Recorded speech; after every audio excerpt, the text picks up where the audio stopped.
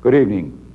I'm speaking to you tonight to give you a report on the state of our nation's economy, and regret to say that we're in the worst economic mess since the Great Depression. A few days ago, I was presented with a report I'd asked for, a comprehensive audit, if you will, of our economic condition. You won't like it. I didn't like it. But we have to face the truth and then go to work to turn things around. And make no mistake about it, we can turn them around. I'm not going to subject you to the jumble of charts, figures, and economic jargon of that audit, but rather we'll try to explain where we are, how we got there, and how we can get back. First, however, let me just give a few attention getters from the audit. The federal budget is out of control, and we face runaway deficits of almost $80 billion for this budget year that ends September 30th. That deficit is larger than the entire federal budget in 1957, and so is the almost $80 billion we will pay in interest this year on the national debt. 20 years ago, in 1960, our federal government payroll was less than $13 billion. Today, it is $75 billion.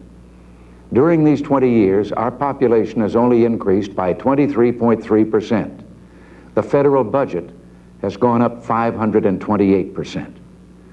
Now, we've just had 2 years of back-to-back double-digit inflation. 13.3% in 1979, 12.4% last year. The last time this happened was in World War I. In 1960, mortgage interest rates averaged about 6%. They're 2.5 times as high now, 15.4%. The percentage of your earnings the federal government took in taxes in 1960 has almost doubled. And finally, there are 7 million Americans caught up in the personal indignity and human tragedy of unemployment. If they stood in a line allowing 3 feet for each person, the line would reach from the coast of Maine to California. Well, so much for the audit itself. Let me try to put this in personal terms. Here is a dollar such as you earned, spent, or saved in 1960. And here is a quarter, a dime, and a penny. 36 cents. That's what this 1960 dollar is worth today. And at the present world inflation rate, and our rate should continue 3 more years, that dollar of 1960 will be worth a quarter. What initiative is there to save? And if we don't save, we're short of the investment capital needed for business and industry expansion. Workers in Japan and West Germany save several times the percentage of their income that Americans do. What's happened to that American dream of owning a home? Only 10 years ago, a family could buy a home and the monthly payment averaged little more than a quarter, 27 cents out of each dollar earned. Today, it takes 42 cents out of every dollar of income. So fewer than 1 out of 11 families can afford to buy their first new home. Regulations adopted by government with the best of intentions have added $666 to the cost of an automobile. It is estimated that altogether, regulations of every kind on shopkeepers, farmers, and major industries add $100 billion or more to the cost of the goods and services we buy. And then another $20 billion is spent by government handling the paperwork created by those regulations. Now, I'm sure you're getting the idea that the audit presented to me found government policies of the last few decades responsible for our economic troubles. We forgot or just overlooked the fact that government, any government, has a built-in tendency to grow.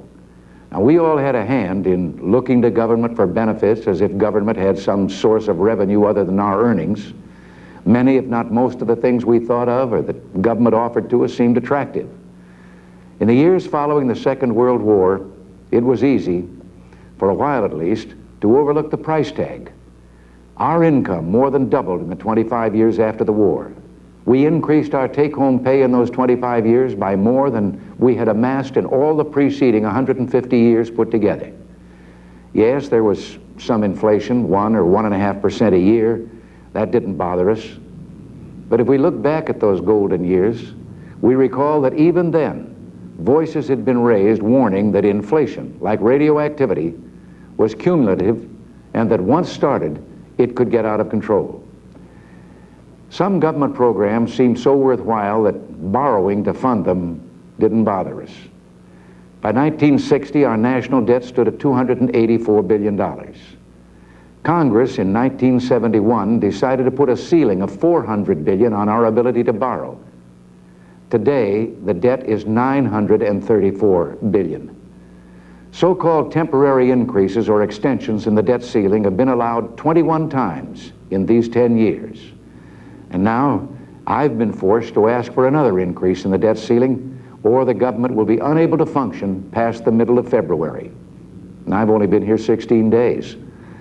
Before we reach the day when we can reduce the debt ceiling, we may, in spite of our best efforts, see a national debt in excess of $1 trillion. Now, this is a figure that's literally beyond our comprehension.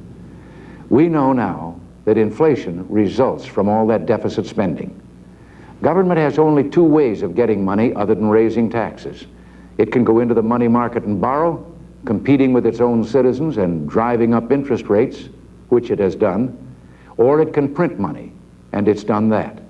Both methods are inflationary. We're victims of language.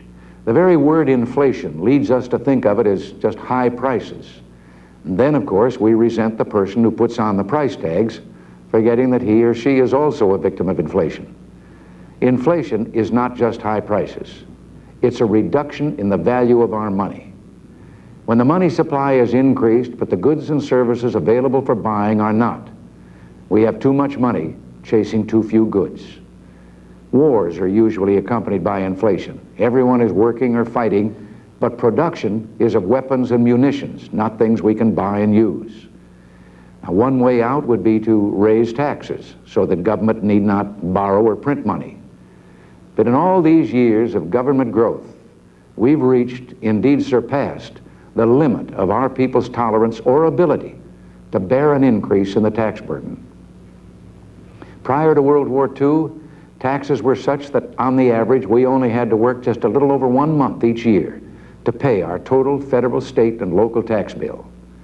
Today, we have to work 4 months to pay that bill. Some say shift the tax burden to business and industry, but business doesn't pay taxes. Oh, don't get the wrong idea. Business is being taxed so much so that we're being priced out of the world market. But business must pass its costs of operations, and that includes taxes, on to the customer in the price of the product. Only people pay taxes, all the taxes. Government just uses business in a kind of sneaky way to help collect the taxes.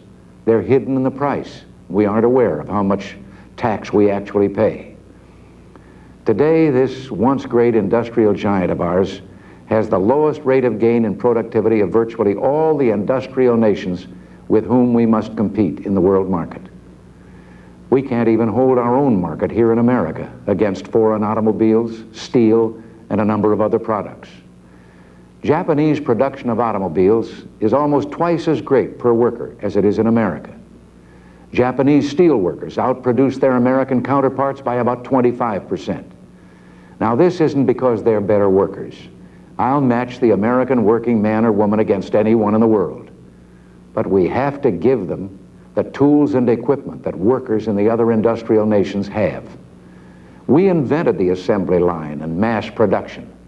But punitive tax policies and excessive and unnecessary regulations, plus government borrowing, have stifled our ability to update plant and equipment. When capital investment is made, it's too often for some unproductive alterations demanded by government to meet various of its regulations.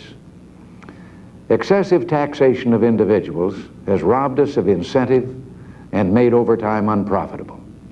We once produced about 40% of the world's steel. We now produce 19%. We were once the greatest producer of automobiles, producing more than all the rest of the world combined. That is no longer true. And in addition, the big three, the major auto companies in our land, have sustained tremendous losses in the past year and have been forced to lay off thousands of workers.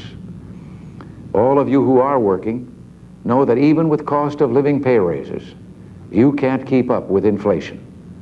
In our progressive tax system, as you increase the number of dollars you earn, you find yourself moved up into higher tax brackets, paying a higher tax rate just for trying to hold your own.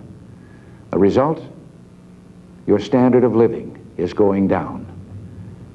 Over the past decades, we've talked of curtailing government spending so that we can then lower the tax burden. Sometimes we've even taken a run at doing that. But there were always those who told us that taxes couldn't be cut until spending was reduced. But you know, we can lecture our children about extravagance until we run out of voice and breath, or we can cure their extravagance by simply reducing their allowance. It's time to recognize that we've come to a turning point. We're threatened with an economic calamity of tremendous proportions, and the old business-as-usual treatment can't save us. Together, we must chart a different course. We must increase productivity. That means making it possible for industry to modernize and make use of the technology which we ourselves invented.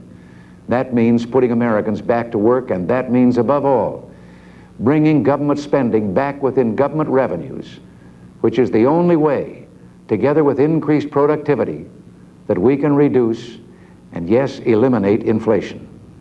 In the past, we've tried to fight inflation one year and then with unemployment increase, turn the next year to fighting unemployment with more deficit spending as a pump primer. So again, up goes inflation. It hasn't worked. We don't have to choose between inflation and unemployment. They go hand in hand. It's time to try something different, and that's what we're going to do. I've already placed a freeze on hiring replacements for those who retire or leave government service. I've ordered a cut in government travel, the number of consultants to the government, and the buying of office equipment and other items. I've put a freeze on pending regulations and set up a task force under Vice President Bush to review regulations with an eye toward getting rid of as many as possible. I have decontrolled oil, which should result in more domestic production and less dependence on foreign oil. And I'm eliminating that ineffective council on wage and price stability.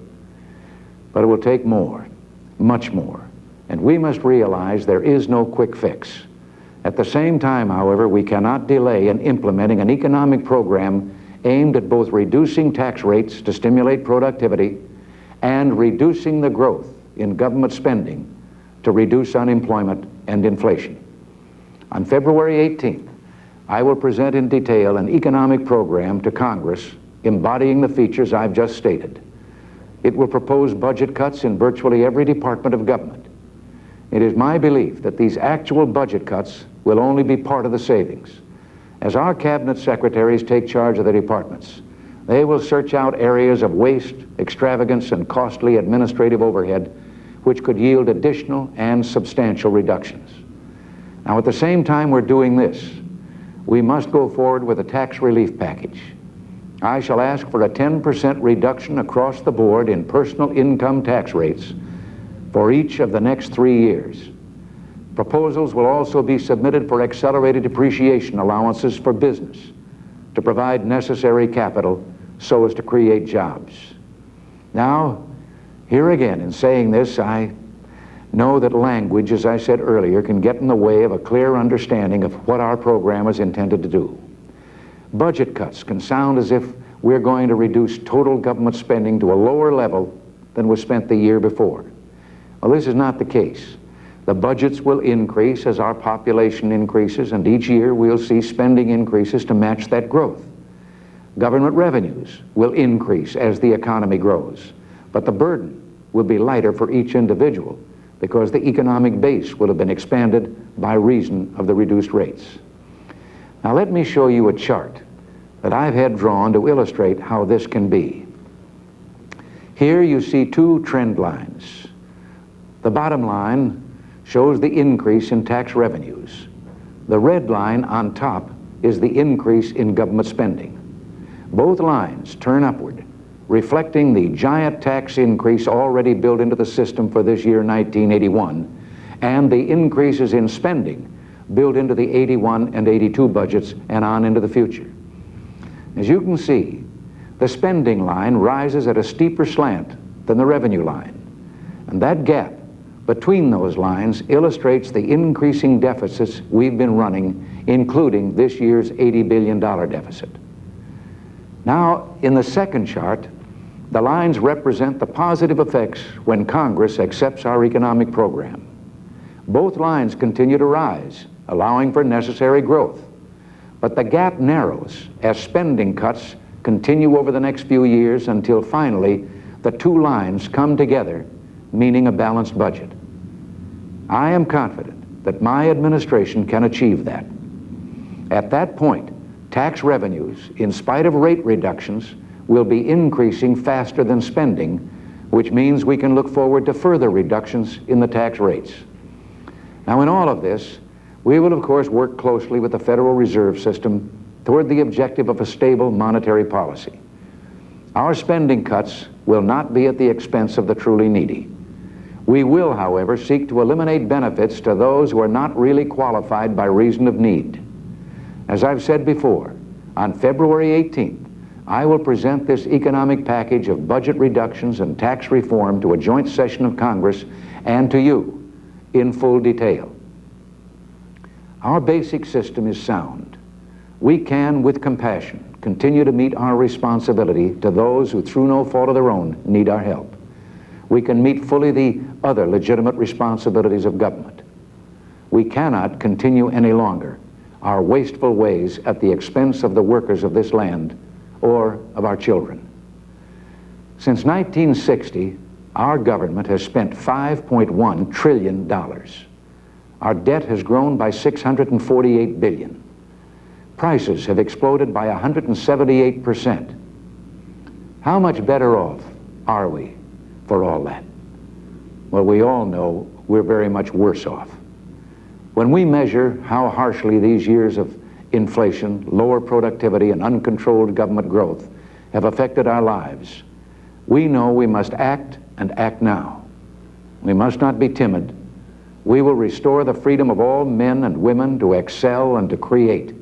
We will unleash the energy and genius of the American people, traits which have never failed us. To the Congress of the United States, I extend my hand in cooperation, and I believe we can go forward in a bipartisan manner. I found a real willingness to cooperate on the part of Democrats and members of my own party. To my colleagues in the executive branch of government and to all federal employees, I ask that we work in the spirit of service.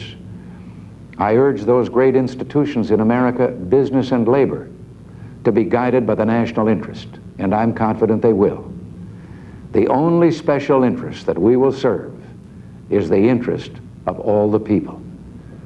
We can create the incentives which take advantage of the genius of our economic system. A system, as Walter Lippmann observed more than 40 years ago, which for the first time in history gave men, quote, a way of producing wealth in which the good fortune of others multiplied their own, unquote. Our aim is to increase our national wealth so all will have more, not just redistribute what we already have, which is just a sharing of scarcity. We can begin to reward hard work and risk-taking by forcing this government to live within its means. Over the years, we've let negative economic forces run out of control. We've stalled the judgment day, but we no longer have that luxury. We're out of time. And to you, my fellow citizens, let us join in a new determination to rebuild the foundation of our society, to work together, to act responsibly.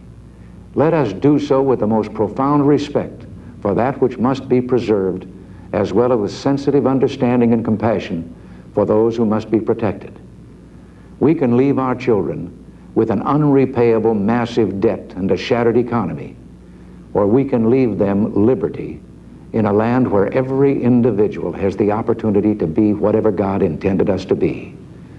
All it takes is a little common sense and recognition of our own ability. Together, we can forge a new beginning for America. Thank you, and good night.